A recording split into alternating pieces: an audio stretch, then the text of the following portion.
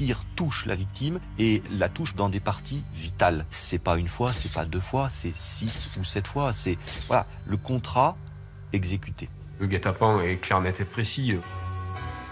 Monsieur Truppia est d'origine sicilienne. Il a réellement gravité dans un milieu criminel.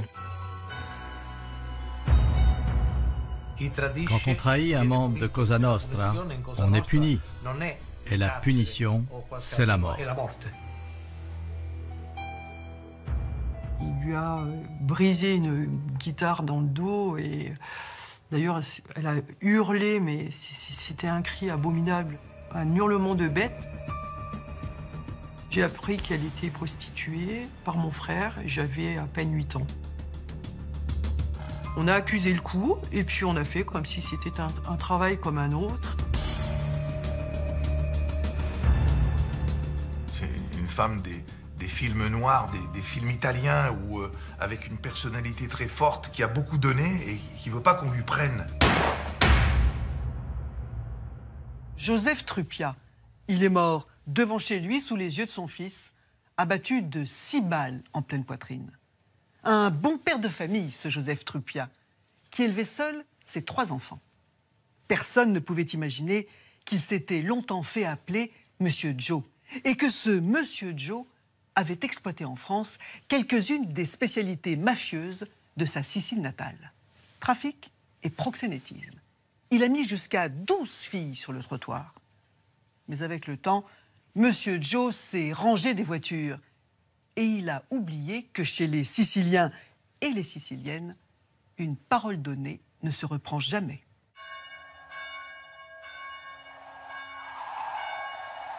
Sardieu, dans l'Isère, au cœur de la région des terres froides. Ce 6 septembre 1999, c'est le jour de la rentrée des classes. À 8 h du matin, les parents se préparent à emmener leurs enfants à l'école.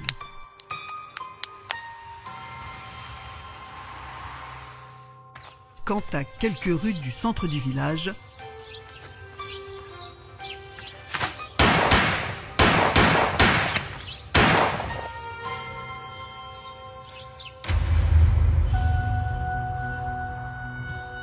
quelques minutes plus tard, le téléphone sonne à la gendarmerie de Grenoble.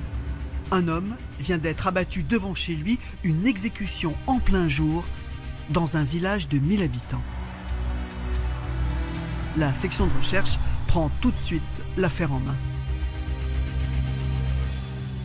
On voit quand même une animation, je dirais, qui n'est pas ordinaire pour ce genre de village, hein, où il y a les pompiers, il y a plusieurs véhicules gendarmerie qui sont là. On progresse dans l'allée qui mène à la maison.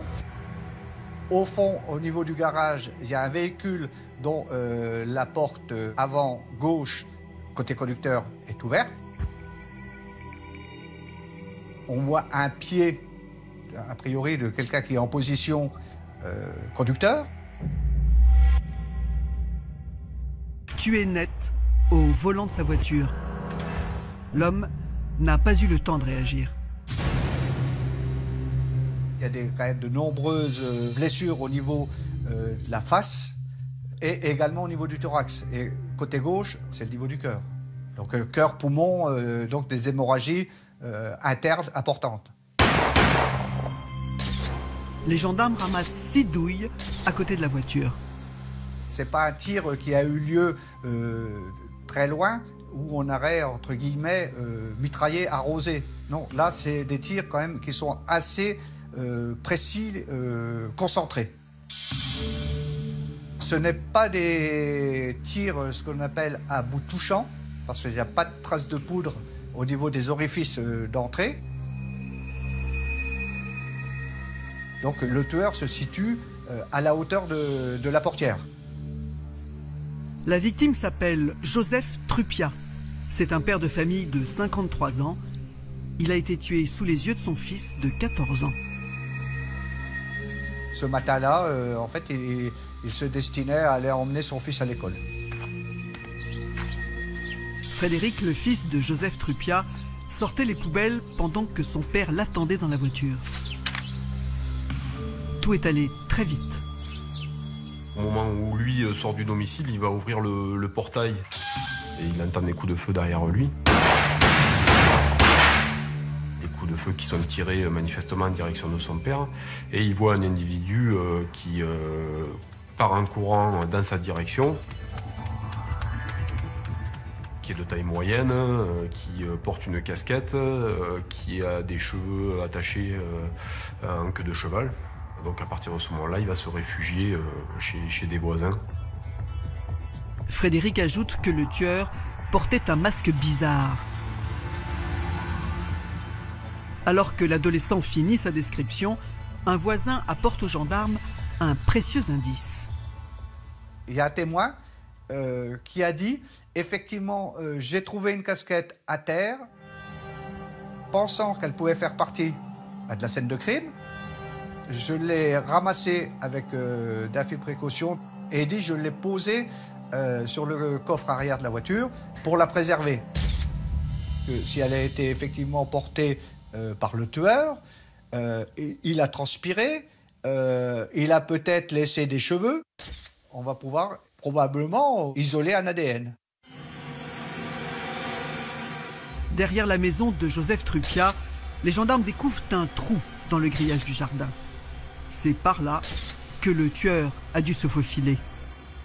Le guet-apens est clair, net et précis. On voit très bien qu'on a affaire à quelqu'un qui a attendu M. Truppiat à la sortie de son domicile.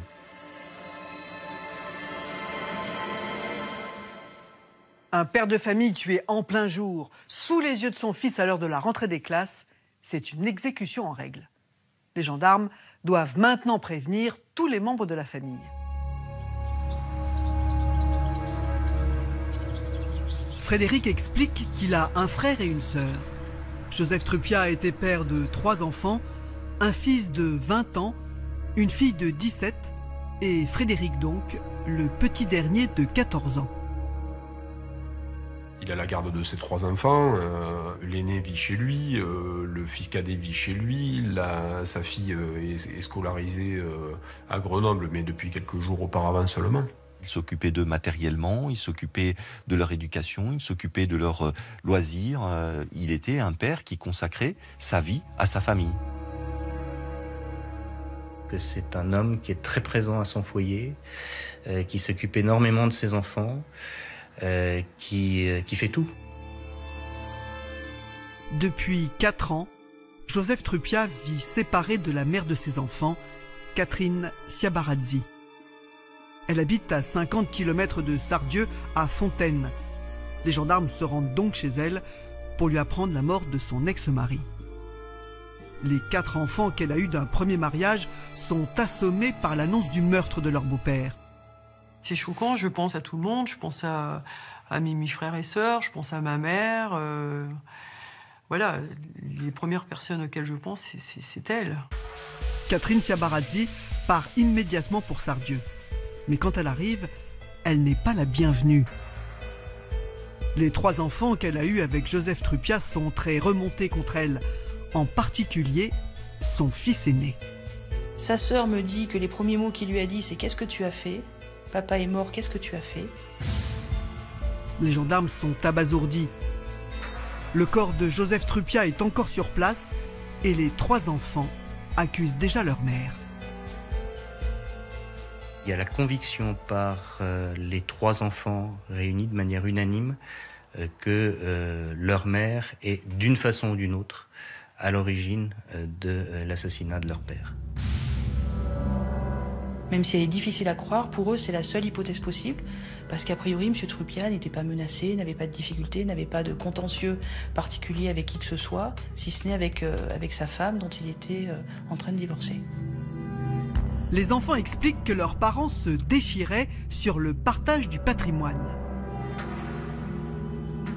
Une maison à Sardieu et plusieurs appartements près de Grenoble. On est à 3 jours du divorce. Donc potentiellement, l'hypothèse soulevée par le fils aîné de M. Truppiat montre qu'il peut y avoir un intérêt financier à faire éliminer son mari. C'est d'ailleurs la raison pour laquelle elle est placée immédiatement en garde à vue et qu'une perquisition est réalisée tout de suite dans son domicile. l'appartement de Catherine Ciabarazzi est fouillé de fond en comble. D'ailleurs, à cette occasion, sont saisis à son domicile tous les répertoires téléphoniques, etc., qui vont nous donner un environnement global de Madame Ciabarazzi. Mais rien, aucun contact n'éveille les soupçons des gendarmes. Elle est interrogée quelques heures, mais manifestement, il n'y a pas d'éléments qui permettent de l'incriminer, donc elle est remise en liberté. Une fausse piste. Mais les gendarmes n'ont pas perdu leur temps. Pendant sa garde à vue, Catherine Ciabarazzi leur a beaucoup parlé de Joseph Truppiat. Et ces révélations pourraient bien faire avancer l'enquête.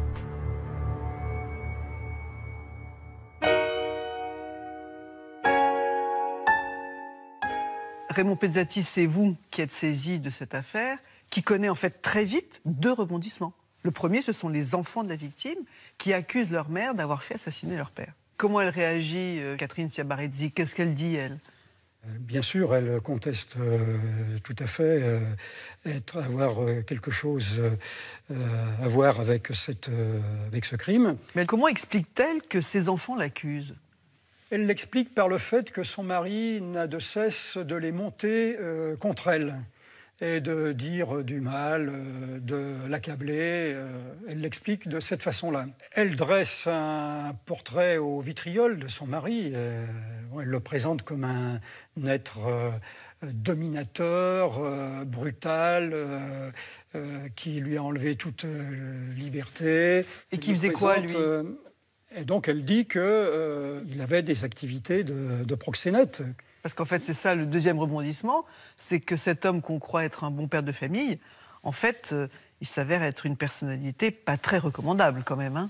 Oui, il vivait du travail des prostituées, elle le dit clairement. Elle laisse entendre en tout cas qu'il est lié à la mafia, qu'il a été en liaison avec des gens qui faisaient partie du grand banditisme. Il apparaît comme un membre du milieu qui est rangé des voitures. Donc elle vous oriente dès le départ sur la mafia. Et elle nous oriente vers une piste de règlement de compte liée effectivement aux activités de son mari, oui. Vous avez retrouvé l'arme du crime? Alors l'arme du crime n'a pas été retrouvée. Ce qu'on a retrouvé, c'est les douilles et les balles. Et puis les expertises qu'on a faites sur les douilles n'ont pas permis de trouver une arme qui avait déjà servi et qui aurait déjà été enregistrée dans les fichiers de la police ou des laboratoires de police scientifique. Bon, voilà. Est-ce que cet assassinat correspond aux méthodes du milieu? Manifestement, José Truppiat était guetté et attendu, donc il a fait l'objet d'un guet-apens. Et puis, il y a quand même des détails qui ne cadrent pas. Le tueur, en partant, perd sa casquette. Il ne revient pas sur ses pas pour la récupérer, ce qui paraît étonnant parce que cette casquette peut constituer une pièce à conviction très importante pour remonter sur sa piste. Et le deuxième élément, c'est que le calibre utilisé, c'est pas du gros calibre. Et les règlements de compte se font plutôt avec du gros calibre. C'est pas du travail de pro, quoi. Ça fait un peu amateur, oui.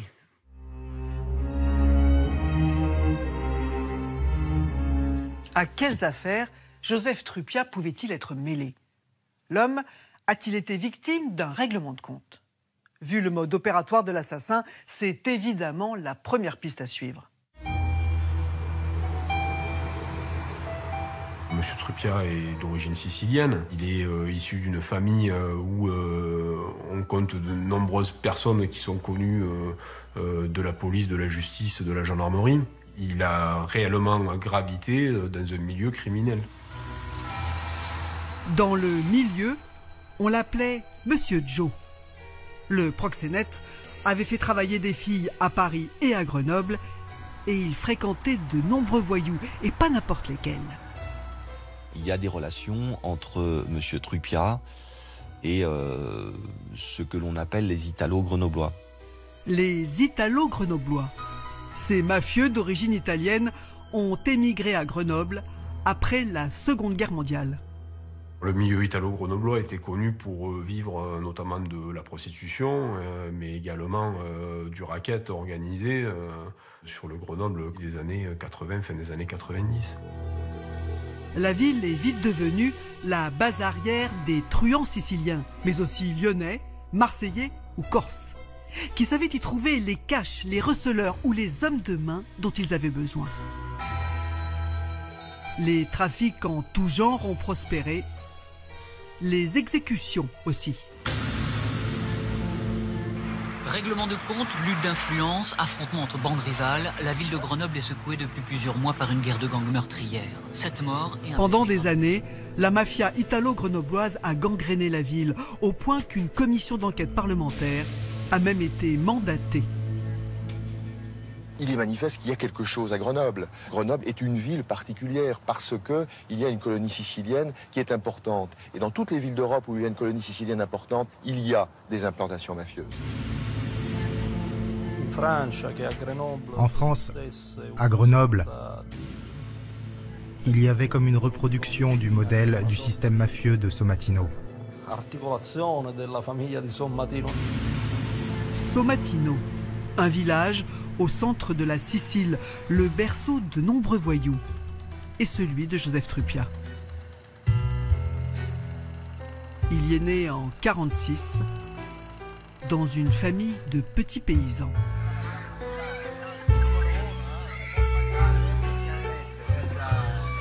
On sait qu'il va travailler, comme cela se fait dans cette Sicile laborieuse, dès l'âge de 7 ans, où les gamins sont amenés à travailler très vite pour aider les parents. Les enfants, il n'y en avait pas beaucoup qui allaient à l'école. Dès que les parents avaient un petit terrain, donc ils emmenaient leurs enfants travailler au terrain avec eux. Quand il mangeait des sardines, il les têtait, pour reprendre son expression, pour faire durer le plus longtemps possible le fait de manger quelque chose. C'est réellement la misère et les grandes difficultés économiques. À Somatino, tous les hommes travaillaient à la mine de soufre. Mais dans les années 60, la mine a fermé. Une catastrophe pour la région. Du jour au lendemain, les gens n'avaient plus rien à manger.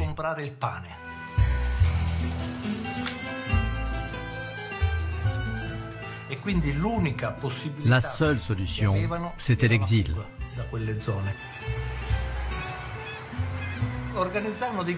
Les gens partaient en groupe jusqu'au Piémont. Et de là, ils traversaient les Alpes à pied. Et la France, qui était à reconstruire, donc a demandé de la main-d'œuvre. Donc les gens venaient avec un permis de travail. Au début, c'était 3 mois. Et après, s'ils avaient du boulot, ils ont aimé Grenoble et ils sont restés. La France, un Eldorado. Comme des milliers de Siciliens, Joseph Truppia était prêt à tout pour une vie meilleure. Il a son frère aîné qui est venu en France pour le travail. Et puis, avec la mère, il a suivi avec les autres enfants. Ils appelaient la famille, ils disaient « Viens, ici il y a du travail ». C'est vrai qu'ici il y avait beaucoup d'usines. Il y avait, là-bas en Sicile, il y avait beaucoup de couturières, beaucoup de filles savaient coudre. Donc quand elles sont arrivées ici, il y avait les usines de peau et tout. Donc, après, il y avait les fonderies. C'était le boulot très dur chez Schneider à l'époque. On avait même le journal qui arrivait de Sicile.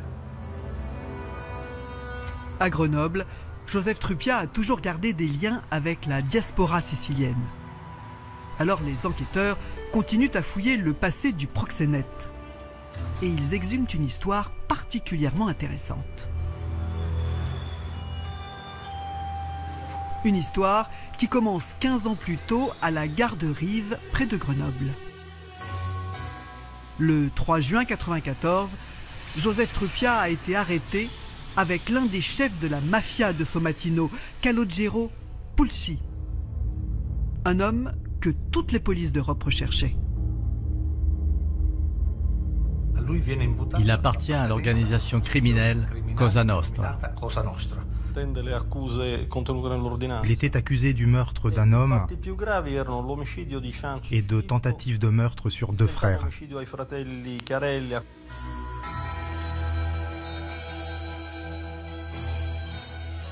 Pulci Calogero, c'est le neveu de Madame Ciabarazzi. C'est quelqu'un qui est un des plus jeunes chefs de famille de la mafia sicilienne. Et les pays dans lesquels il est susceptible de se trouver sont les pays où s'est installée sa famille, à savoir la Belgique, la France, le Canada. Enfin voilà. Pour échapper à la justice italienne, il s'est effectivement réfugié dans les relais dormants de Grenoble.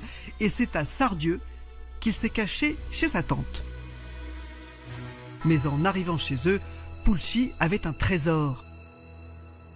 Pulci était détenteur de bons porteurs pour une somme rondelette, on parle d'1 500 000 francs. 1 500 000 francs, une fortune à l'époque.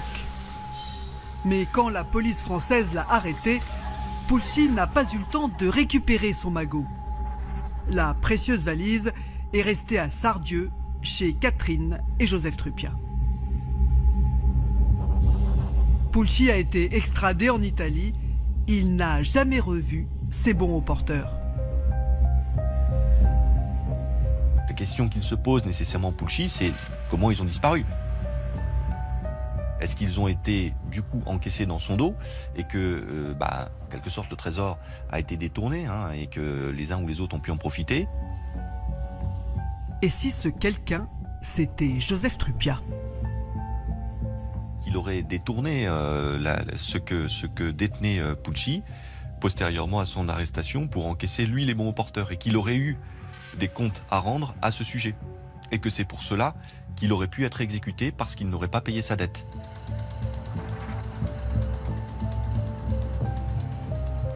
Il est quand même pris dans une situation extrêmement complexe et difficile, Monsieur Truppia. Calogero Pulci aurait pu se venger. Il y a eu d'autres personnes qui, de manière insistante, ont demandé la restitution de ces bons porteurs. Et on s'est posé la question s'il n'y avait pas eu un règlement de compte.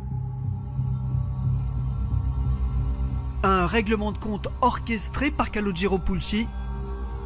On sait que M. Pulci a le profil d'être tout à fait capable, manifestement, d'assassiner quelqu'un. Quand on trahit un membre de Cosa Nostra, on est puni. Et la punition, c'est la mort. Monsieur le juge, un bon porteur, c'est un vrai cadeau en fait. S'il est anonyme, on peut se le faire rembourser dans n'importe quel établissement bancaire, sans avoir à justifier de l'origine, d'en être le détenteur légitime, sans... Voilà. Donc, c'est un peu comme des billets de banque, en quelque sorte. C'est très volatile. Et alors, est-ce que ces bons porteurs ont été encaissés ? Alors, on n'a pas pu aboutir sur ces bons porteurs parce qu'on ne les a jamais vus, ces bons porteurs.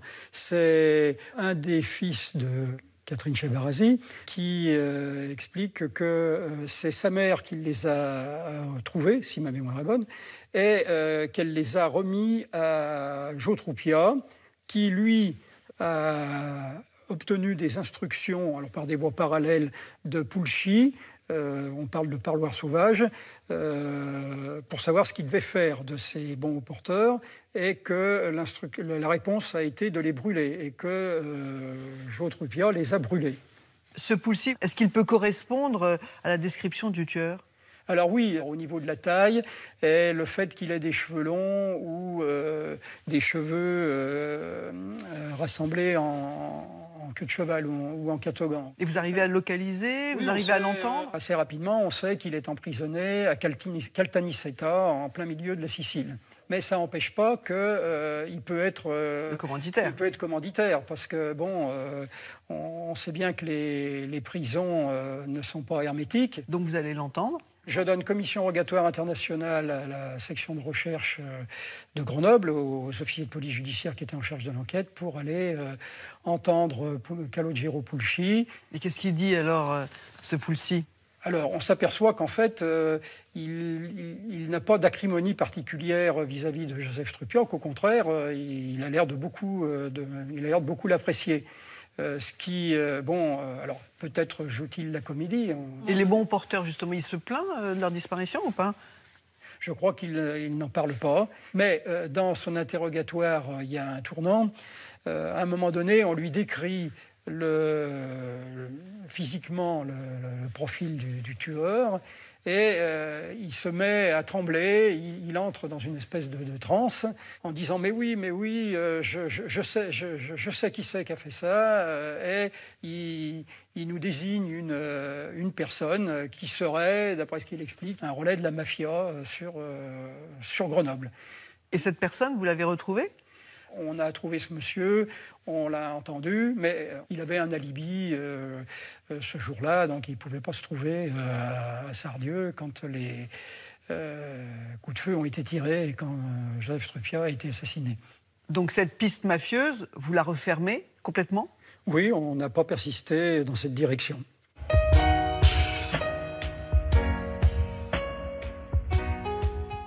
Dominique, entre-temps, les gendarmes ont reçu les expertises du labo.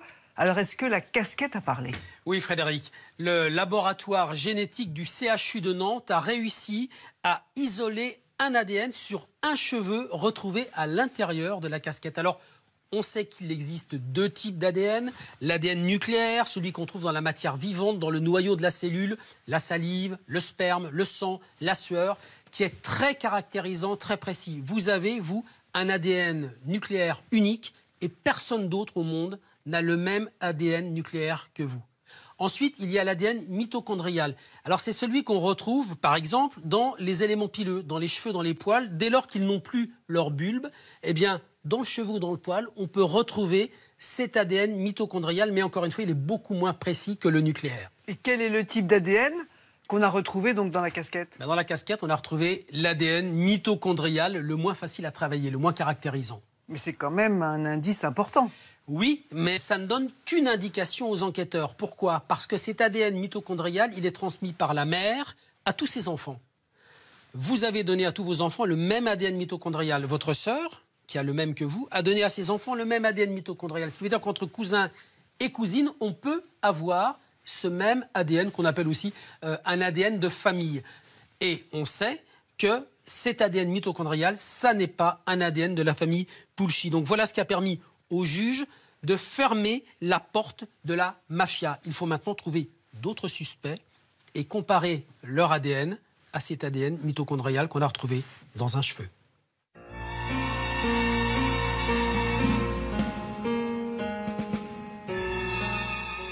Deux ans après le crime, il faut tout reprendre à zéro, ou presque. Parce que les gendarmes ont toujours gardé un œil sur la première piste, celle de Catherine Ciabarazzi, cette femme que ses enfants ont immédiatement accusée. Depuis le début, les gendarmes l'ont placée sur écoute et ils l'ont surveillée. Désormais, ils passent à la vitesse supérieure. On s'aperçoit qu'elle mène une vie très très rangée. Elle bouge peu du secteur de Grenoble. Il y a des surveillances discrètes, régulières, pour voir un petit peu qui elle fréquente, voir si on ne retrouve pas dans son environnement quelqu'un qui ressemble physiquement à l'auteur. Mais les amis, les proches de Catherine Ciabarazzi ne portent pas de queue de cheval. Il ne reste plus qu'une seule cartouche aux gendarmes, le répertoire téléphonique de la veuve, celui qu'ils ont saisi lors de leur première perquisition. Les gendarmes identifient 250 personnes dans les contacts. Toutes ont appelé Catherine Ciabarazzi dans les semaines qui ont précédé ou suivi le meurtre de Joseph Truppiat. Il faut des mois aux gendarmes pour interroger chacune d'elles. Je vais les rencontrer quasiment toutes une par une et systématiquement, quand j'estime que la description correspond à la personne que j'ai en face de moi, à ce moment-là, je demande un prélèvement, je réalise ce prélèvement, je l'envoie dans les laboratoires. Les gendarmes réalisent des dizaines de prélèvements génétiques en espérant retrouver l'homme à la casquette. Au bout de 18 mois, ça finit par payer. Donc on a un ADN mitochondrial qui matche sur Goncalves Georges. C'est une très très grosse avancée dans l'enquête. Potentiellement, il peut correspondre à la description de l'auteur. Même taille, même corpulence. Et puis le portable de Georges Goncalves a appelé plusieurs fois le téléphone fixe de Catherine Ciabarazzi. Ce Goncalves Georges, c'est quelqu'un qui habite aux abords de Grenoble, mais il n'a pas le profil. Il n'a pas le profil de celui qui va monter au contrat sur un ancien proxénète sicilien. Quand les gendarmes l'interrogent, Georges Goncalves botte en touche. Je ne connais pas la victime et ne connais rien à votre affaire. Ce n'est pas moi qui ai téléphoné. Alors, il nous dit que c'est son cousin, Manuel Goncalves, qui utilise le téléphone portable. Il a donné ce téléphone à son cousin et en fait, il ne sait pas ce que son cousin en a fait. Les mères de Manuel et de Georges sont sœurs. Ils ont donc le même ADN mitochondrial. Ça colle. Mais Manuel se défausse lui aussi sur quelqu'un d'autre. Manuel Goncalves, au départ, nous dit que la ligne est utilisée par un de ses amis, Jean-Baptiste. Jean-Baptiste. Serait-ce lui l'homme de main de Catherine Ciabarazzi? Ou bien la bande se paye-t-elle la tête des gendarmes? Oui, on a l'impression que ce téléphone passe de main en main, d'où la nécessité d'aller rechercher dans les écoutes téléphoniques de Ciabarazzi les appels qui ont été passés par ce téléphone. Les gendarmes reprennent alors les conversations enregistrées entre ce portable et la ligne fixe de Catherine Ciabarazzi. Et là, surprise. Ce n'est pas du tout ni Georges, ni Manuel, ni même Jean-Baptiste qui parlent à la veuve de Joseph Truppiat. Allô? Oui, allô? C'est qui à l'appareil? C'est Madame Ciabarazzi. Ah d'accord. Parce qu'en fait, c'est José là. Potentiellement, c'est ce José qui a pu téléphoner à Madame Ciabarazzi dans les jours qui suivent. José. Mais comment remonter cet homme sur un simple prénom? Les gendarmes décident alors de surveiller toute la bande du fameux téléphone. Ils planquent devant chez eux en banlieue grenobloise et ils remarquent que Manuel reçoit de temps en temps un homme qui a une marotte. On va s'apercevoir que parmi eux, il y en a un qui porte toujours une casquette. On n'est pas sur un vêtement qui est porté de manière systématique par tout un chacun. C'est casquette, on est ou casquette ou on n'est pas casquette. Une casquette comme le tueur. Grâce au numéro d'immatriculation de sa voiture, l'homme est identifié. Il s'appelle Goncalves lui aussi. José, c'est le frère de Manuel. Ils ont donc le même ADN mitochondrial. La piste est vraiment sérieuse. Les gendarmes foncent chez lui l'interpeller. Parmi les albums photographiques de la famille, on découvre une photo où José Goncalves est sur une plage. Il a des cheveux longs et il a une casquette sur la tête et cette casquette correspond à celle qu'on a trouvée sur la scène de crime. Les gendarmes avancent le 28 mai 2002, presque 3 ans après l'assassinat. José, Manuel et Jean-Baptiste sont placés en garde à vue. Mais l'affaire est loin d'être bouclée. Les gendarmes n'ont qu'une photo de casquette comme pièce à conviction. Et une casquette, ça se donne, ça se perd, ça se prête. Bref, ce sera facile pour José de se dédouaner. Du coup, il leur faut des aveux, coûte que coûte. L'objectif, c'est de faire craquer José Goncalves. Dans la bande, c'est le seul qui a eu les cheveux longs. José Goncalves, on nie les faits. En fait, on voit très bien qu'il est extrêmement tendu. Il est stressé. Les gendarmes n'ont que 48 heures. Alors, ils décident de mettre le paquet sur le plus jeune de la bande. À 22 ans, Jean-Baptiste est le maillon faible. On le considère quand même comme un petit peu le larbin de José, celui qui faisait tout ce que José lui demandait. On est dans de l'amitié, mais avec un José qui domine Jean-Baptiste. Les gendarmes ont vu juste. Jean-Baptiste ne résiste pas longtemps à la pression.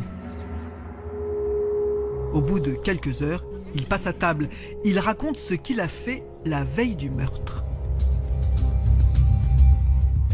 Là, il nous dit que oui, il a amené José Goncalves pour un rendez-vous galant sur la commune de Sardieu, qu'il s'est stationné dans un petit bois à proximité de l'entrée du village et que José s'est absenté toute la nuit, qu'il n'est revenu qu'au petit matin. José Goncalves n'a jamais parlé aux enquêteurs de cette escapade à Sardieu. Bizarre. De quoi le déstabiliser. Il va falloir qu'il s'explique sur son emploi du temps. Moi, je le sens proche des aveux, mais bon, je me rends compte que ma présence, elle gêne dans cette audition. Systématiquement, quand je lui pose une question, il répond à ma coéquipière et voilà, il a des regards vers elle qui me montrent que manifestement il a envie de lui parler, mais que moi je gêne un petit peu dans le décor, donc je décide de quitter la pièce. Et la tactique paye. Dans les 10 minutes qui suivent mon départ, il passe à des aveux circonstanciés. Il va avouer qu'il est allé tuer sur la commune de Sardieu Monsieur Troupia.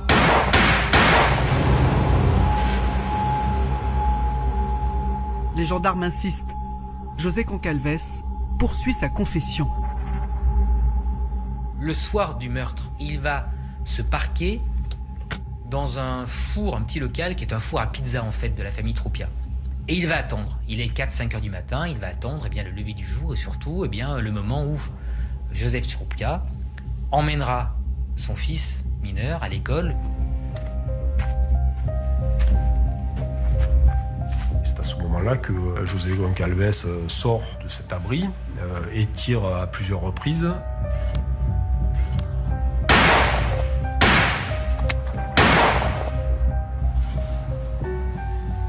Goncalves ajoute « J'ai tiré tout le chargeur, comme ça, sans viser ».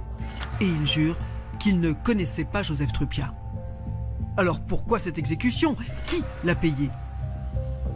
Les gendarmes veulent que José Goncalves dénonce le commanditaire, même s'ils ont bien leur petite idée. Donc sur les comptes bancaires de Madame Siabarazi qui sont étudiés, on s'aperçoit qu'il y a 25 000 francs qui sont retirés quelques jours avant l'homicide de son mari. Donc potentiellement, cette somme a pu servir à rémunérer l'auteur de l'assassinat. Face à ce nouvel élément, José Goncalves craque. Il a bien reçu 25 000 francs, soit près de 4 000 €. Le prix de la vie de Joseph Troupia.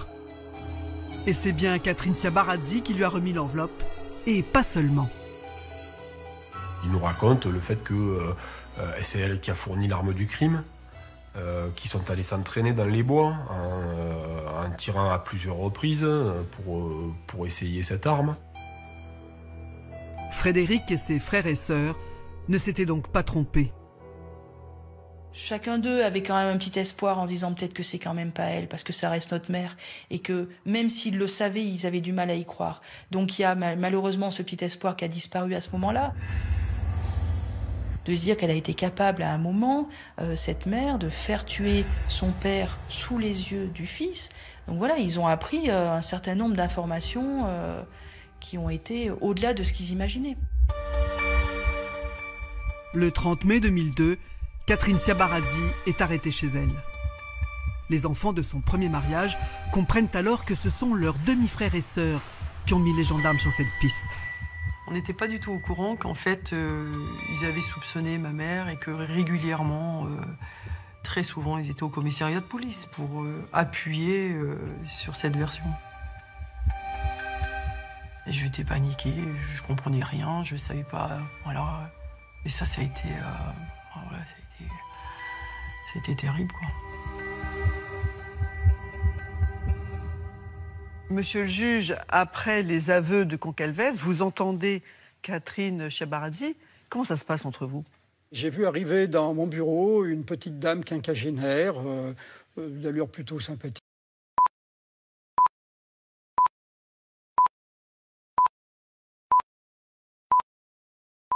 Et on se dit, est-ce que vraiment elle a pu commanditer un crime? Alors, ça c'est quand elle entre dans le cabinet, mais ensuite elle nie tout. Mais alors elle nie de manière non crédible parce que c'est des réponses par oui ou par non, ou le leitmotiv c'est je ne me souviens pas, je ne sais pas. Et quand la question était gênante, elle répondait par l'ironie, et parfois, elle avait même des propos assez sarcastiques.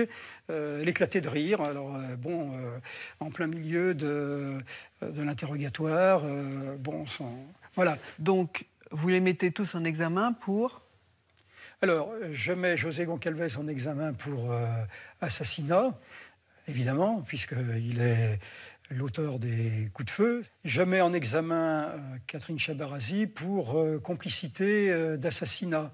Et Jean-Baptiste ? Et je le mets également en examen pour complicité d'assassinat par aide et assistance, puisqu'il a conduit José Goncalves à proximité des lieux du crime. Et donc vous décidez d'organiser une confrontation, et je crois que l'ambiance est assez tendue.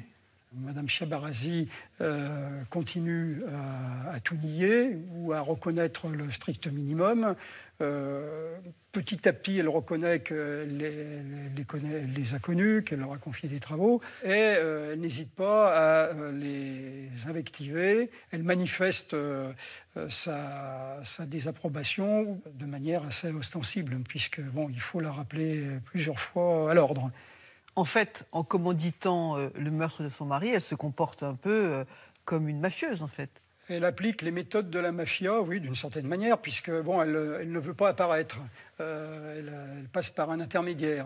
José Goncalves, c'est pas un tueur, c'est même tout à fait l'opposé d'un tueur.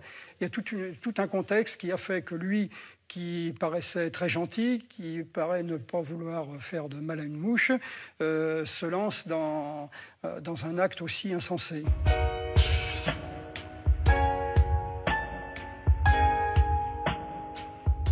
Si l'on en croit José, Catherine Chiabarazi ne lui a pas seulement offert de l'argent pour le convaincre de tuer Joseph Trupiat. Elle lui a offert ce dont tout homme rêve, l'amour. José Goncalves n'a pas de casier judiciaire. Au moment des faits, il est séparé de sa compagne, père d'une petite fille. Il vivote dans un appartement de la banlieue de Grenoble. C'est quelqu'un qui a une vie un peu marginale. Il fume un petit peu de cannabis, il a travaillé, puis il s'est fait licencier, et là il a des difficultés d'ordre financier. Il ne paye pas son loyer, il est un peu à la marge. Les galères s'accumulent. José Goncalves est expulsé de son logement, obligé de vivre dans sa voiture. Une descente aux enfers. Jusqu'à ce jour de juin 99 où son destin bascule. Alors qu'il fait des courses dans un supermarché, José Goncalves est apostrophé par Catherine Chiabarazi. Elle lui propose de faire des travaux chez elle, une aubaine pour le jeune marginal.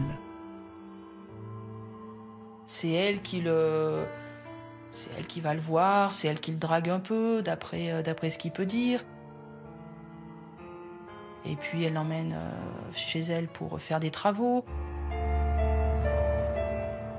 Il saisit l'opportunité et il va aller travailler de manière assez fréquente au domicile de Madame Chiabarazi. À 29 ans, José Goncalves tombe sous le charme de cette femme de 55 ans. Cette femme a représenté pour lui un moment où quelqu'un s'est intéressé à lui, est venu vers lui, puisque c'est elle qui l'a sollicité. Il a été en confiance et elle lui a parlé gentiment. Elle va l'inviter à déjeuner, voire même un peu plus, puisqu'au final, en réalité, elle va même pouvoir l'héberger, elle va lui proposer de dormir chez elle. Et très vite, en fait, cette relation, Madame Chiabarazi va être un peu plus pressée, je dirais, pressante vis-à-vis de Goncalves, puisqu'elle va le mettre dans son lit. José Goncalves devient l'amant de Catherine Ciabarazzi. Le couple a 26 ans d'écart, mais peu importe. José trouve une oreille attentive à ses déboires et Catherine peut enfin confier la partie la plus sombre de sa vie, son secret. Au fil des repas, au fil des dîners, Madame Ciabarazzi va expliquer sa vie. Sa vie de prostituée. Je suis une ancienne prostituée. Une ancienne prostituée. Catherine Ciabarazzi se raconte sans phare. Oui, elle a fait le trottoir à Paris, à Grenoble, en Italie, pendant près de 20 ans. Comment j'ai travaillé? Eh bien, j'avais un proxénète qui était mon mari, qui m'a frappé. J'ai des cicatrices. Il m'a frappé régulièrement. Joseph Trupiat, c'est lui, c'est mon propre mari qui m'a mise sur le trottoir. Catherine déballe son calvaire à José. Même lorsqu'elle était enceinte, elle devait enchaîner les passes dans les hôtels sordides. Elle décrit un homme un bourreau, un homme qui est prêt à tout, qui l'a fait souffrir. Battue, humiliée, Catherine Ciabarazzi a tout sacrifié à Joseph Trupiat. José Goncalves est bouleversé. Petit à petit, il a même eu un sentiment de pitié pour cette femme, se disant que son mari devenait le diable qui faisait toujours le mal. Elle est en train de légitimer son acte. C'est-à-dire, elle est en train de mettre en piste Monsieur Goncalves pour qu'il soit suffisamment déterminé, parce que il en faut de la détermination pour abattre un homme. C'est comme ça, en quelques semaines seulement, que José Goncalves devient le bras armé de Catherine Ciabarazzi. S'il accepte, c'est bien parce que lui, il se voit d'une certaine manière comme un preux chevalier qui va sauver cette femme. C'est ça son idée. Ce à quoi il adhère, ce n'est pas l'élimination d'un homme, c'est sauver la vie d'une femme. Mais Catherine Ciabarazzi a-t-elle dit la vérité à José Goncalves? Son mari lui a-t-il vraiment fait mener cette vie d'esclave qu'elle lui a dépeinte? Ou bien s'est-elle servie de la crédulité de José pour en faire un tueur? Alors victime ou manipulatrice, Catherine Ciabarazzi? Comme Joseph Trupiat, l'histoire de Catherine Ciabarazzi commence à Somatino. Comme lui, elle rêve d'échapper à la Sicile, à la misère. Elle a fait l'école primaire quand elle a arrêté très jeune. Je crois qu'elle avait 10 ans quand elle a arrêté l'école. Elle faisait déjà des repas pour 12 personnes. Les repas, le ménage, jusqu'à rêver de quitter cette société patriarcale.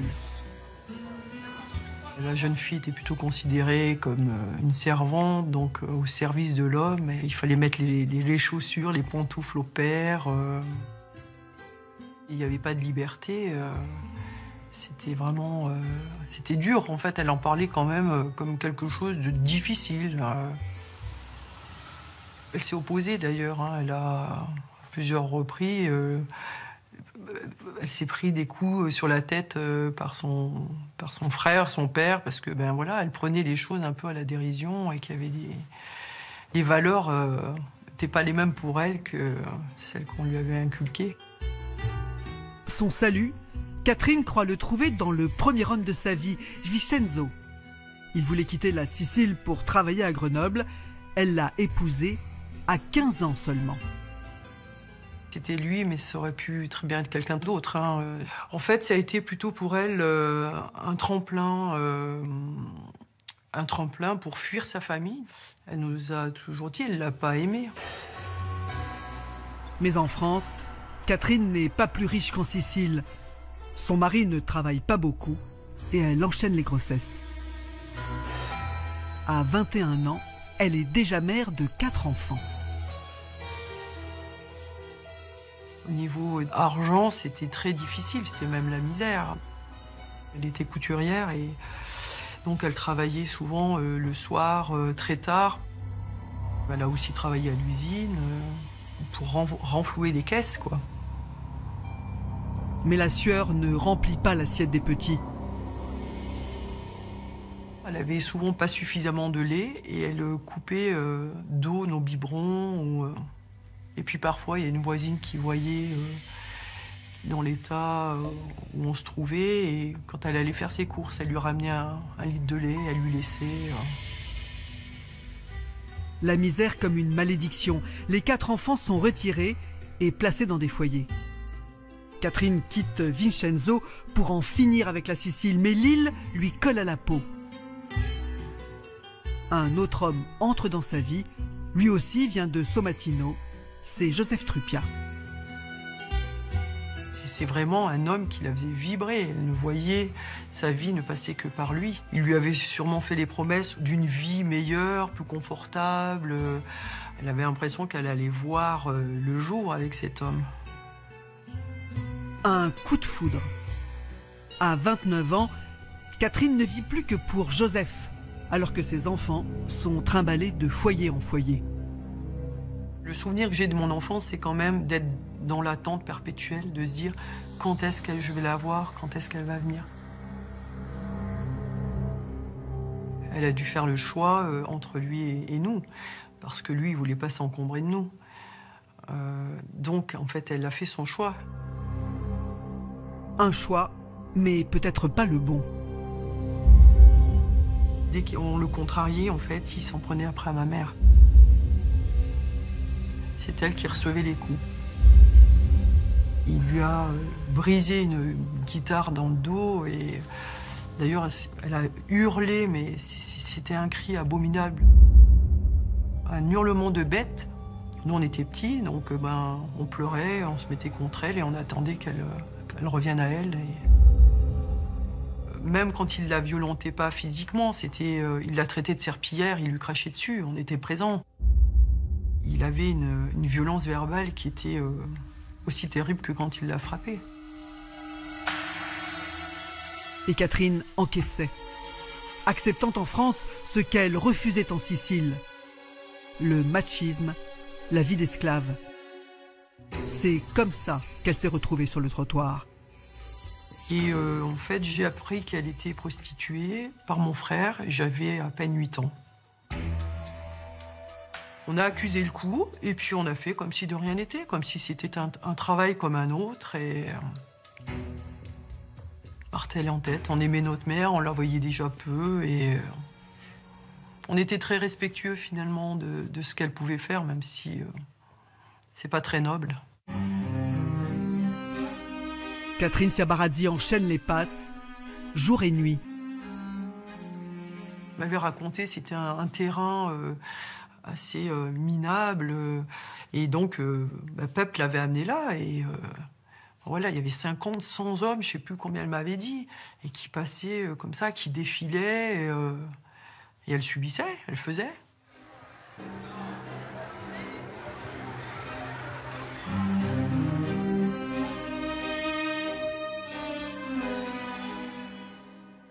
Victime, Catherine Sciabarazzi, sans aucun doute. Ses aînés ont tous été témoins des violences qu'elle a subies. Mais le personnage est quand même plus ambigu. La mère de famille soumise et battue était aussi une maîtresse femme. Très vite, l'enquête révèle que Catherine Sciabarazzi n'était pas seulement une prostituée. En réalité, Madame Sciabarazzi, c'est quelqu'un qui participe à l'organisation d'un réseau de prostitution. Elle prostitue des filles. C'est quand même une autre dimension parce que c'est complètement accepter cette activité comme étant une source de revenus, comme étant quelque chose de rentable, comme étant quelque chose qui n'a rien sur le plan moral, de la valeur, des mœurs qui soit choquant. Voilà, c'est une activité qui procure un revenu et elle l'organise. Un réseau organisé avec Joseph Truppia. Catherine Sciabarazzi et son compagnon ont prostitué une douzaine de filles. Un commerce qui rapportait gros. quand on voit le patrimoine immobilier, la maison de Fontaine, les 5 appartements, pour 2 autres maisons ensuite achetées dans le Cher, revendues, la maison de Sardieu, tout ça a été, permettez-moi de le dire de manière un peu triviale, assez juteux.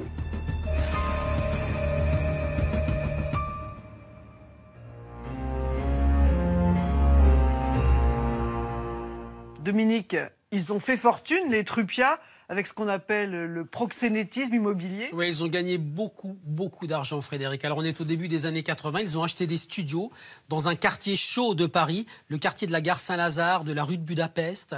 Ils ont acheté ces studios et ils les louent à la semaine à des prostituées. Donc, elle raconte, aux gendarmes, hein, elle leur dit « Joseph avait acheté des studios dans Paris où travaillaient d'autres filles. Parallèlement à mon travail, j'étais chargé de ramasser le prix de ces locations. » Et ça rapporte gros? Ça rapporte beaucoup d'argent. Hein. C'est une estimation, mais ça leur rapportait plus de 3 000 francs par jour. À l'époque, ça fait 1,5 SMIC, 3 000 francs. Donc, tous les jours de la semaine, 30 jours par mois, ça fait 90 000 francs, 14 000 euros. Et ils ont été condamnés pour ça? Oui, ils ont été condamnés par le tribunal de grande instance de Paris 2 fois. Elle le raconte, elle le raconte dans son procès-verbal d'audition. Elle dit « J'ai été interpellée par la brigade mondaine. Nous avons effectué 3 mois de prison pour proxénétisme aggravé. Lui était à la prison de la Santé, elle était dans une prison des femmes.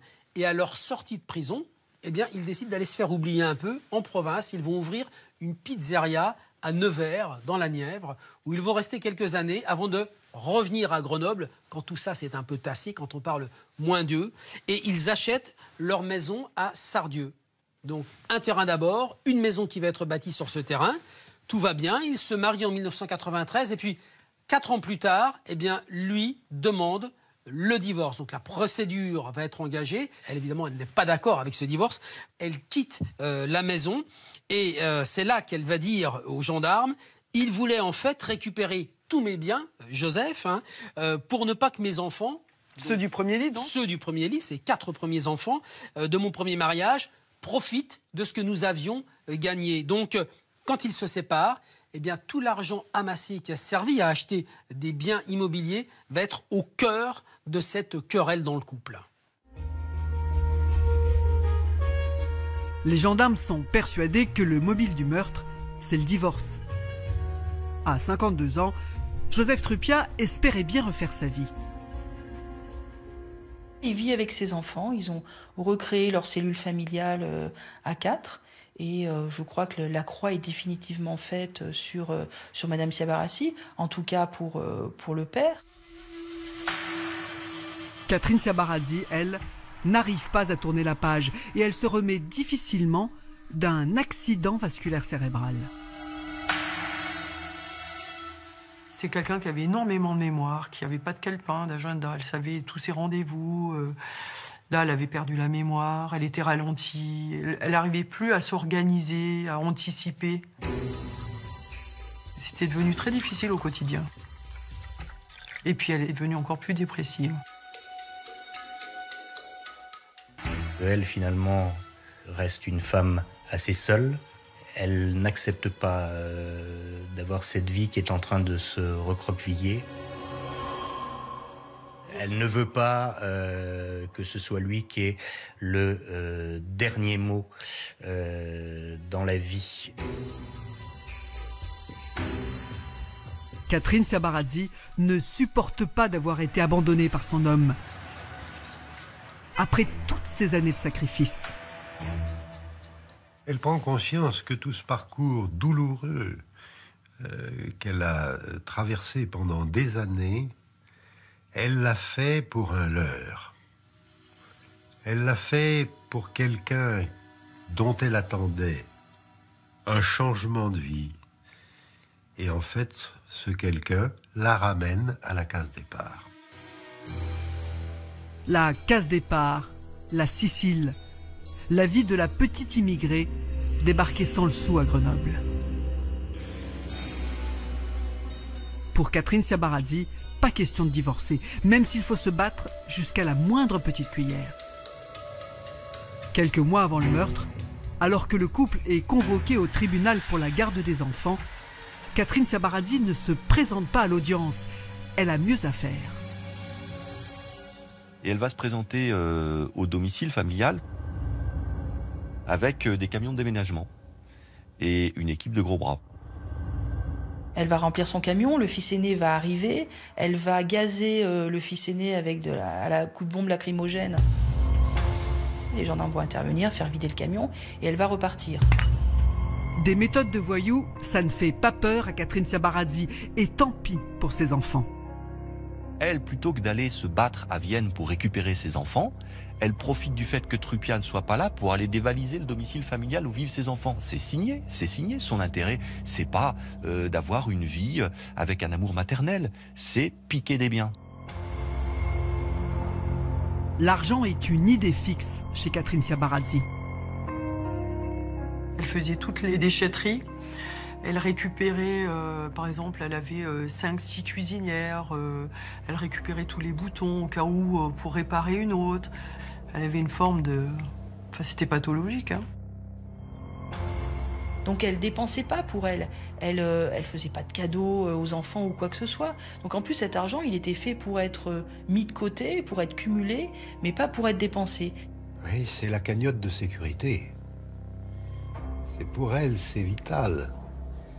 C'est ça qui va faire qu'elle ne retournera pas à son statut de sujet en situation précaire, en tout domaine. Au moins dans le domaine matériel, elle aura quelque chose. Terrifiée à l'idée de se faire dépouiller, Catherine Ciabarazzi va tout faire pour échapper au divorce. L'ancienne prostituée veut rester Madame Truppia, quoi qu'il en coûte. Quand elle va voir M. Goncalves, elle lui dit il faut le faire maintenant parce que la date, elle arrive. Donc c'est vraiment ce divorce qu'elle ne voulait pas. Et pour elle, il faut impérativement que son mari décède, soit tué avant de prendre ce divorce. Catherine Ciabarazzi, qui sait comment certains mafieux règlent leurs comptes, renoue encore avec son passé. Parce qu'on ne reprend pas une parole donnée, parce que le mariage est un lien sacré, 2 jours seulement avant le divorce, Joseph Truppia est abattu devant chez lui. C'est une femme des films noirs, des films italiens, où, avec une personnalité très forte, qui a beaucoup donné et qui ne veut pas qu'on lui prenne. Mais qui ne veut pas qu'on lui prenne, pas seulement sur le plan financier, mais sur le plan humain. C'est-à-dire qu'elle a partagé quelque chose avec cet homme, et c'est ça aussi dans ce drame. Elle refuse d'être abandonnée, d'être rejetée.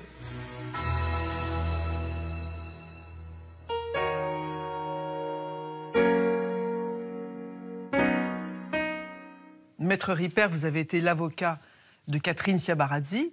C'est une victime, votre cliente, ou une manipulatrice? Victime, ça c'est certain. Manipulatrice, je ne crois pas. Je pense que c'est une femme qui donnait l'impression d'avoir une forte personnalité, un fort caractère, mais qui ne correspondait pas à l'image qu'elle voulait ou qu'elle donnait d'elle. Je crois que c'est avant tout une femme obstinée, têtue. Et qu'est-ce qui lui était le plus insupportable dans cette affaire, d'être abandonnée ou d'être spoliée? Et je pense qu'elle se sentait victime d'une profonde injustice, d'avoir eu sa vie bouleversée par son second mari, M. Truppia, qui a fait d'elle une prostituée et dont elle avait le sentiment qu'il lui avait volé tout ce qu'elle avait gagné en se prostituant très très durement. Donc c'est une histoire d'argent en fait, elle avait l'impression qu'il allait la voler. Non, c'est une histoire de dignité. Madame Ciabarazzi a vraiment eu l'impression que M. Truppia lui a pourri toute son existence, a fait d'elle quelqu'un ou quelqu'une de pas bien, une prostituée. Et comme la seule contrepartie pouvait être l'argent, et que cet argent lui avait été, elle en avait le sentiment, dérobé, elle voulait que cela se paye, qu'elle voulait que cet argent non pas lui soit rendu, mais que celui qui, d'une part, en avait fait une vile prostituée et d'autre part, lui avait tout pris, soit puni. Elle a l'impression en fait d'être méprisée, c'est ça? méprisé, mais rejeté. Comme il ne pouvait plus exploiter son corps, la faire travailler, la faire se prostituer, elle n'avait plus aucun intérêt, il l'avait complètement rejetée. De quoi vivait-elle? Elle vivait chichement. Elle vivait pauvrement. Et dans l'exercice de sa profession, elle avait réussi à dissimuler 4 sous qui, à l'époque, lui avaient permis d'acheter de vieux immeubles qu'elle avait restaurés ou fait restaurer et qu'elle pouvait louer, dont elle tirait comme revenu le loyer. Et donc elle se retrouvait à 50 ans passés, abandonnée, rejetée... Démunie. Démunie? Oui, démunie, oui. Troupia lui avait pris ses enfants, ses garçons qui restaient avec lui et qu'elle n'avait plus rien pour vivre. Et je pense que sans cesse, elle ressassait cette situation et que dans ce contexte-là a pu naître l'idée de voir disparaître M. Troupia. Mais ce n'était qu'une idée. Ce n'était pas un projet, ce n'était pas une intention, c'était une idée.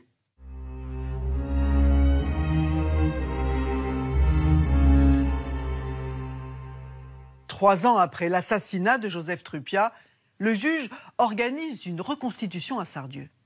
Une reconstitution pour le moins tendue. Les 3 enfants du couple sont là et à la vue de leur mère, ils voient rouge.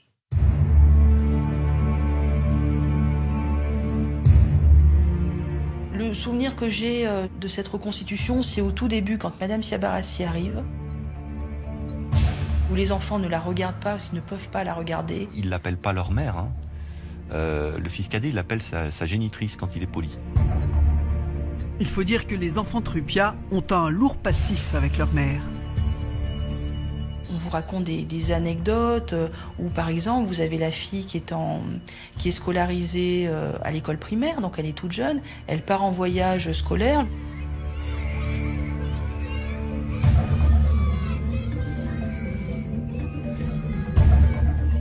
Le soir, elle peut appeler ses parents, tous les enfants ont le droit de passer un coup de téléphone. Elle appelle à Sardieu, les parents vivent encore ensemble, elle tombe sur la maman. Elle parle un peu avec sa mère, et puis elle lui demande de parler à son père. La réponse de sa mère est « ton père est mort ».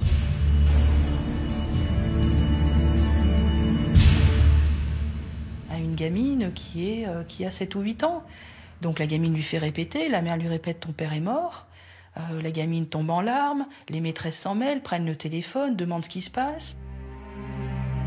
Et puis finalement, la mère dit « c'était une blague ». Voilà, c'est le genre de blague qu'une mère peut faire à sa fille en voyage scolaire. On vous raconte que le gamin est hospitalisé, qu'elle ne va pas le voir. Ou alors qu'elle y va, mais qu'elle fait un scandale parce qu'elle veut un repas à l'hôpital, elle veut qu'on la nourrisse. Et c'est sans arrêt des moments où ils sont mal à l'aise. Elle va un jour, sans raison, soulever sa jupe et montrer sa culotte aux petits voisins qui sont en train de jouer avec les enfants Truppia. Ce qui met évidemment plus que mal les enfants. Et Catherine Siabarazzi continue à se jouer de ses 3 enfants, même pendant la reconstitution, même menottée. Et où elle les interpelle en disant « mais alors vous embrassez pas votre mère ?» Et elle va les provoquer en disant « mais alors, mais qu'est-ce que c'est ces enfants qui n'embrassent pas leur mère ?» Je crois qu'elle dit à un moment donné « je suis quand même ta mère » et c'est là que les insultes fusent. Catherine Siabarazzi s'obstine, elle n'a pas fait tuer Joseph. Seul José Goncalves coopère avec le juge. Il révèle qu'il s'est rendu plusieurs fois chez Joseph Truppia pour le tuer. Une semaine auparavant, il va parcourir le même trajet. Il va découper le grillage de la propriété voisine de la famille Truppia. Sauf que le problème, c'est que le chien se trouve ce soir-là, ce premier soir dans la maison, et va aboyer. Ce chien, c'est celui de la fille de Joseph Truppia. José Goncalves est obligé de rebrousser chemin. Alors Catherine Siabarazzi trouve une combine, un prétexte pour rencontrer sa fille. Elle n'est pas allée voir sa fille pour lui rendre une visite de courtoisie ou quoi que ce soit. C'est pour savoir à quel moment les chiens allaient dégager, parce qu'ils posent problème pour l'exécution. L'air de rien, Catherine Siabarazzi interroge sa fille. « Et tes chiens, ils seront à la maison le 6 septembre ?» Et elle donne cette information extrêmement importante qu'il n'y aura pas de chien à Sardieu ce soir-là. La fille de Joseph Truppiat a prévu d'emmener ses chiens avec elle à Grenoble. Elle ne se doute pas qu'elle vient de donner le feu vert à l'exécution.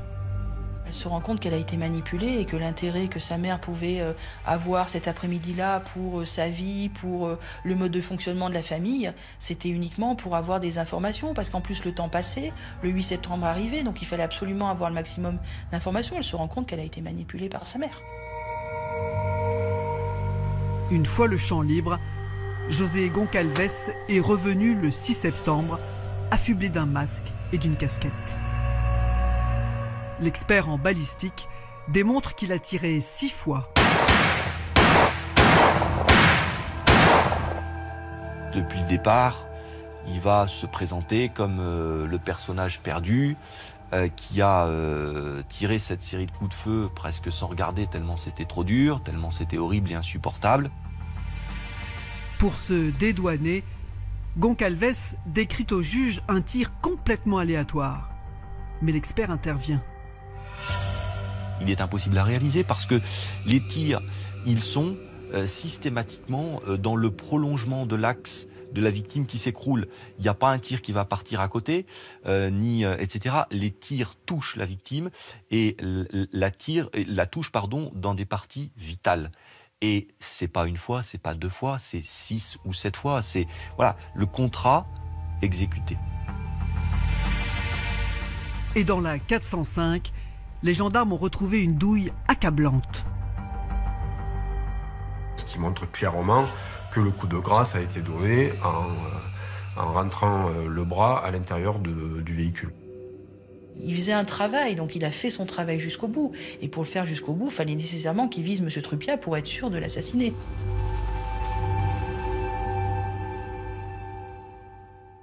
Maître Ripper, Catherine Ciabarazzi est renvoyée aux assises pour complicité d'assassinat. Comment comptez-vous la défendre? Moi, je suis intervenu dans sa défense à la fin de l'instruction et je me suis trouvé face à cette femme, effectivement, têtue, qui se situait dans le déni, complètement dans le déni, alors que, me semblait-il, le dossier établissait sa participation à ces faits, notamment dans leur instigation. Elle n'était pas dans la dénégation. Le déni, pour ceux qui n'ont pas connaissance de ce processus psychologique, est un processus qui s'impose au sujet et non un processus que le sujet veut imposer à des tiers, notamment les juges et les jurés. Ça, c'est la dénégation. La dénégation ne s'impose pas à l'accusé, c'est lui qui veut l'imposer aux autres. Elle était donc dans le déni parce qu'elle ne pouvait pas admettre, mais inconsciemment, involontairement, qu'elle était responsable et à l'origine de la mort ou de l'assassinat de M. Truppiat.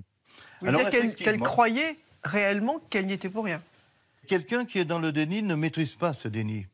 Il était donc très, très, très difficile, pour moi, de convaincre Mme Ciabarazzi des éléments concrets du dossier, et elle a accepté de faire un pas vers la compréhension des faits de ce dossier, en admettant qu'elle avait pu parler avec l'auteur des faits de son envie de voir disparaître son époux, et qu'ainsi l'auteur a pu partager cette envie qui est devenue concrète au fil du temps.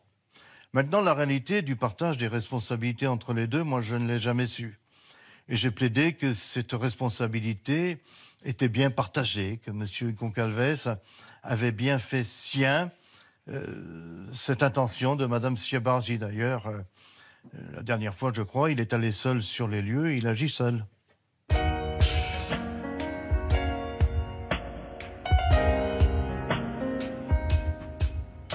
Le procès s'ouvre devant la cour d'assises de Grenoble le 31 janvier 2005. Et l'image du bon père de famille va en prendre un coup. Jean-Baptiste, le chauffeur, et José Goncalves, le meurtrier présumé, s'assoient dans le box des accusés aux côtés de Catherine Ciabarazzi. Elle fait face à ses 7 enfants, ceux de Joseph Truppiat, sont venus pour en découdre. C'est les enfants Troupia, ils veulent, si je le dis de manière un peu populaire, ils veulent la peau de leur mère. À tel point que leur avocat doit calmer le plus jeune, Frédéric, celui qui a vu son père se faire assassiner. Je lui dis que la justice ne sera jamais à la hauteur de ce qui l'attend. Et ce qui l'attend, c'est la vengeance. Ils voulaient venger leur père à tout prix. C'était un dieu, leur père, pour eux. Catherine Ciabarazzi, elle, veut prouver qu'elle n'a jamais demandé formellement à José Goncalves de tuer Joseph Truppia, qu'il a agi seul. Je suis victime, et je dis que si jamais il n'y avait pas ce nigo à côté de moi, qui avait pris fait et cause pour moi, qui est allé même au-delà de ce que je lui ai proposé, eh bien, le drame n'aurait pas eu lieu.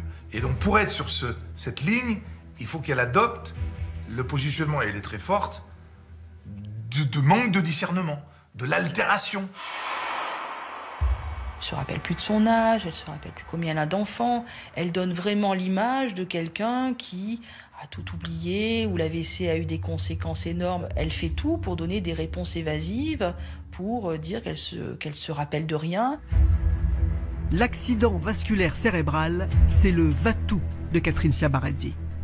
Elle veut convaincre la cour que cet AVC, un an avant l'assassinat, l'a trop diminué. Elle n'aurait jamais pu commanditer le meurtre de Joseph Truppia. Et elle trouve un allié tout à fait inattendu quand l'expert psychiatre est appelé à la barre. Elle est en pleine capacité de souhaiter la mort de M. Truppia, ça c'est évident. Mais de la mettre en œuvre de cette façon-là, en étant en quelque sorte le l'égérie d'un acteur, d'un pion dans sa main, ça nous paraissait moins évident. Affaiblie par l'AVC, Catherine Ciabarazzi, pas si sûre. Surtout quand la partie civile lui rappelle comment elle a piégé sa fille pour donner le feu vert à José Goncalves. Quand j'ai parlé de cette manipulation sur sa fille, Madame Ciabarazzi est tout de suite partie dans l'énervement, m'invectivant, criant. Et là, je crois qu'on a eu le vrai visage de Madame Ciabarazzi, c'est-à-dire qu'elle était plus malade, elle était plus prostrée, elle était plus vieille. Et là, elle montrait qu'elle avait du caractère, qu'elle pouvait pas tout entendre, qu'elle laissait pas tout dire. Et on a eu, je pense, la véritable image de Madame Ciabarazzi pendant quelques secondes, pendant quelques minutes, jusqu'à ce qu'on l'évacue. Les enfants du premier mariage de Catherine Ciabarazzi sentent qu'elle est en danger. Alors la fille aînée vole à son secours. Sous les yeux de sa sœur cadette médusée, elle révèle son secret concernant Joseph Truppia. On savait très bien ce qui pouvait être, mais ça a été plus fort et elle l'a sorti. Et effectivement, il l'a violée, oui, effectivement. Un viol. La fille aînée de Catherine Ciabarazzi accuse Joseph Truppia d'avoir abusé d'elle 30 ans plus tôt, quand elle avait 15 ans. Le premier réflexe, c'est se dire qu'elle ment. Parce que, voilà, elle avait maintes fois l'occasion de dire quelque chose comme ça, et elle le dit à la cour d'assises, alors qu'il n'y a rien dans le dossier qui peut laisser penser ça. Sur le banc des parties civiles, c'est le sentiment d'écœurement qui s'ajoute à la souffrance, parce qu'on n'avait véritablement pas besoin de cette mauvaise explication. Alors après, on aura beau aller contre ça, dire qu'il n'y a rien dans le dossier, que c'est un mensonge, que c'est la défense, mais les choses, elles sont dites. Les jurés l'ont entendu. Invérifiable, l'accusation de la fille aînée fait bondir ses demi-frères et sœurs. Le clan Truppia se dresse encore contre les Ciabarazzi. Le clan Ciabarazzi, pour les enfants qui sont présents, c'est le clan à abattre. En fait, ils nous ont fait aussi des menaces de mort. Le petit dernier, il nous a regardé, il nous a fait le signe comme quoi il allait, voilà, nous tuer, ma sœur et moi. Le clan Truppia n'a pas dit son dernier mot. Le discours des enfants, ça a toujours été de vouloir sauver l'honneur d'un père qui a été abattu dans ces conditions et sauver l'image d'un père qu'on a sali. Pendant que les deux familles se déchirent, Goncalves semble compter les points. S'agissant de M. Goncalves, il fait pas de vagues. Quand à côté de lui, on en fait, lui ne bouge pas, puisqu'il a tout reconnu et qu'il a reconnu le plus grave. Quant au chauffeur Jean-Baptiste, personne ne s'intéresse à lui. Il n'empêche que lui est passé à travers parce qu'on l'a complètement oublié. Que ce soit nous, avocats des parties civiles, que ce soit l'avocat général, que ce soit le président de la cour d'assises, on l'a laissé tranquille dans son coin. Au 4e jour d'audience, l'avocat général ne requiert aucune peine contre Jean-Baptiste. Mais il réclame 20 ans contre José Goncalves et 18 ans contre Catherine Ciabarazzi. Jusqu'au verdict, la veuve de Joseph Truppiat reste figée dans son silence, comme fidèle à un serment qu'elle se serait fait à elle-même. Qu'est-ce qui a pu se passer? Je ne sais pas, moi, j'ai essayé de lui faire... j'ai essayé de comprendre, de savoir, mais elle est restée sur ses positions, qu'elle n'avait rien demandé. Mais c'était un mur. Maître Ripper, à l'issue du procès, José Goncalves est condamné à 15 ans. Le fameux Jean-Baptiste est acquitté. Et votre cliente, elle prend combien? Ma cliente a été condamnée à 12 ans. C'est une peine inférieure à celle de l'auteur des faits. Alors qu'habituellement, dans ce domaine-là, on considère qu'un instigateur ou l'instigatrice doit être plus sanctionné que l'auteur, parce que sans elle ou sans lui, pas de crime. Elle encourait perpète quand même. Bien sûr qu'elle encourait perpétuité, mais je dois vous dire que cette affaire a été jugée à une époque où la justice grenobloise était une très bonne justice.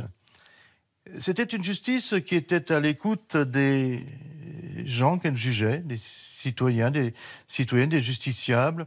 Et pour eux, le jugement primait la répression. C'est-à-dire que les sanctions qui étaient prononcées correspondaient à la réalité de ce qu'il y avait dans un dossier et non à la nécessité de punir, pour l'exemple, aveuglément et bêtement. Dans cette affaire, j'ai beaucoup parlé de la misère de Madame Truppiat, qui avait le sentiment qu'on lui avait bousillé toute sa vie, toute son existence, qu'on avait fait d'elle une ville prostituée pour toute sa vie et qu'elle n'était que cela. Et il en était né beaucoup de rancœur, beaucoup d'amertume. Et je pense que l'intelligence de ce verdict est liée au fait que l'on a considéré, que l'on jugeait, que l'on condamnait une victime qui, de ce fait, avait toutes les circonstances atténuantes parce qu'elle était coupable dans la mort de son mari, mais son mari était coupable dans sa mort morale, dans sa vie ratée, dans sa vie spoliée, dans sa vie saccagée. Comment elle réagit à l'énoncé du verdict? Elle ne réagit pas à l'énoncé du verdict. Elle a donc accepté cette sanction sans problème. Il n'a jamais été envisagé de faire appel. Et elle a réalisé cette détention. Elle a effectué sa condamnation sans vraiment broncher.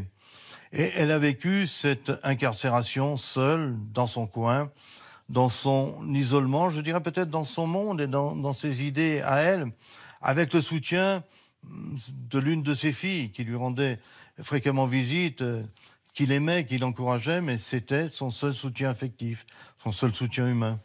Et qu'est-ce qu'elle est devenue, cette femme? Eh bien, Madame Truppiat a été libérée au bout de 7 ans de détention. Elle a essayé de reprendre son existence, de mener cette vie qu'on lui avait empêché de mener auparavant, une vie tranquille, sans prostitution, sans opprobre, chez elle, dans le petit appartement qu'elle avait réussi à sauvegarder. 6 mois après, je crois, 6 mois après sa libération, on l'a retrouvée seule chez elle, morte. Elle serait tombée d'une échelle. Sa fille ne pense pas que cela soit possible. De certains éléments concrets qui ont pu être recueillis à propos de cette disparition brutale, il apparaîtrait très clairement qu'on l'ait poussée pour qu'elle tombe de cette échelle. Elle était encore suffisamment alerte, agile, pour être capable de monter une échelle et d'en descendre sans tomber et se tuer. Il y a de forts soupçons qu'il s'agisse d'un meurtre ou même plus exactement d'un assassinat.